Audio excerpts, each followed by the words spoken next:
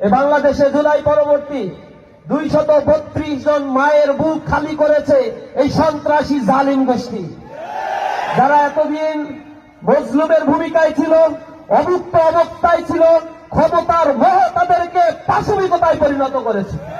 তারা এখন জন্তু জানোয়ারের চাইতে হিংস্রতায় পরিণত হয়েছে। বাংলাদেশের মানুষকে অস্থিতিশীল করে রেখেছে। ফ্যাসিবাদ 15 বছর এই দেশের নাগরিক অধিকার থেকে মানুষকে বঞ্চিত করেছে। মানুষের সাংবিধানিক অধিকার চাইতে গেলে তাদেরকে হত্যা করা হয়েছে। মানুষকে বাক স্বাধীনতা থেকে তাদেরকে দূরে রাখা হয়েছে। তাদের ভোটাধিকার প্রয়োগ করতে দেয় নাই।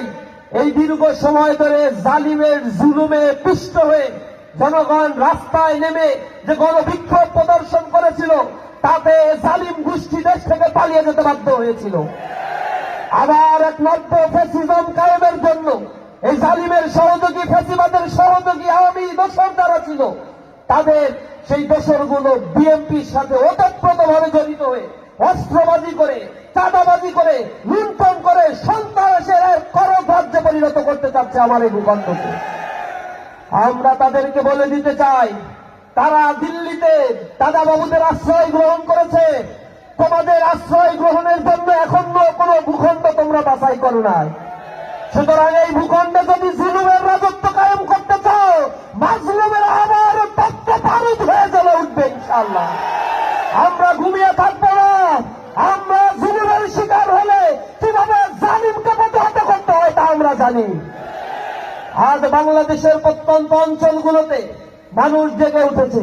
বড় বড় ক্যাম্পাসগুলোতে আপনারা লক্ষ্য করেছে, ঢাকা বিশ্ববিদ্যালয়, রাজশাহী বিশ্ববিদ্যালয়, চট্টগ্রাম বিশ্ববিদ্যালয়, জাহাঙ্গীরনগর বিশ্ববিদ্যালয়, জগন্নাথ বিশ্ববিদ্যালয়, সেখানে ছাত্ররা, যেখানে জ্ঞান বিজ্ঞানের চর্চা হয়, জ্ঞানী ছাত্রদের আতুর ঘর বলা হয় যাকে, সেই শিক্ষা প্রতিষ্ঠানগুলোতে তারা তাদের অপকর্ম, চাঁদাবাজি, সন্ত্রাস, মাদকের অভয়ারণ্যে পরিণত করার কারণে সেখানে শিক্ষার্থীরা, বোনেরা, ছাত্ররা ঐক্যবদ্ধ হয়ে ইসলামী ছাত্র শিবিরের প্যানেলে ভোট দিয়ে তাদেরকে বিজয় করেছে। আমরা ছাত্রদেরকে প্রতিশ্রুতি দিয়েছিলাম, তোমাদের ট্রান্সপোর্টেশনের, যাতায়াতের সুব্যবস্থা আমরা করে দিব। তোমাদের যে সমস্যা, মাদক নির্মূল করে ক্যাম্পাসকে একটা একাডেমি ক্যাম্পাসে আমরা রূপান্তর করে দিব। আমরা ক্যাম্পাসে সকল প্রকার অন্যায় এবং জুলুমের মূলোৎপাটন করব। গণরুম, গেস্ট রুম, কালচার বন্ধ করে দেব। তোমাদের আবাসন সমস্যার সংকট আমরা নিরসন করে দেব। তোমাদের যাতায়াত ব্যবস্থার সংকট আমরা নিরসন করে দেব। আমরা এই ক্যাম্পাসকে আধুনিক একটি ক্যাম্পাস হিসেবে রূপান্তর করার জন্য যে রূপকল্প দিয়েছিলাম, সেই রূপকল্প আগামী সময়গুলোতে বাস্তবায়ন করব। বিগত 4 বছরে আমরা যে কার্যক্রম করেছি, তা আমাদের কার্যক্রমের প্রায় অর্ধেকের বেশি কার্যক্রম আমরা করে শিক্ষার্থীদের সামনে আমরা উপস্থাপন করেছি।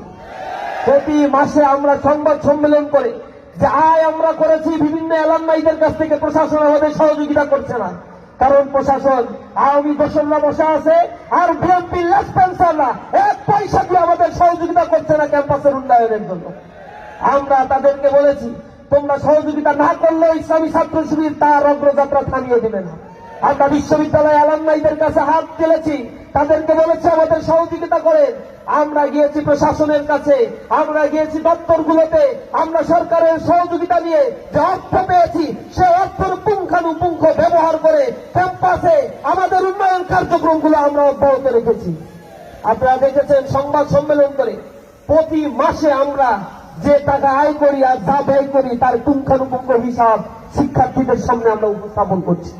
আমরা চ্যালেঞ্জ করেছি, যদি কোন মায়ের সন্তানের স্পর্ধা থাকে, তোমরা আমাদের সামনে এসে চ্যালেঞ্জ করো, আমরা যা আয় করেছি তার 1 পয়সার করাপশন তোমরা বের করতে পারবা কিনা।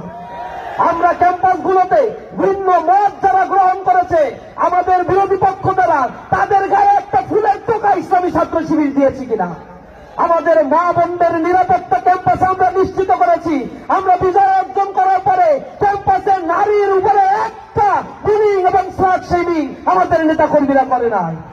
আমরা আমাদের বোনেদের যেভাবে নিরাপত্তা দিয়েছি, আগামী দিন বাংলাদেশে যারা ক্ষমতায় যাবে দাঁড়িপাল্লার বিজয় নিশ্চিত হলে ইনশাআল্লাহ জামায়াত ইসলামী বাংলাদেশে এমন একটি সমাজ কায়েম করবে, যেটা হবে ইনসাফের সমাজ, যেটা হবে নারী বান্ধব সমাজ, যেটা হবে কর্মসংস্থানে পুষ্ট একটি বৃদ্ধ সমাজ। জামায়াত ইসলামী যে বাজেট করবে, বাজেটের অর্ধেক বাজেট বিগত সময়গুলোতে লুটপাট করা হয়েছে।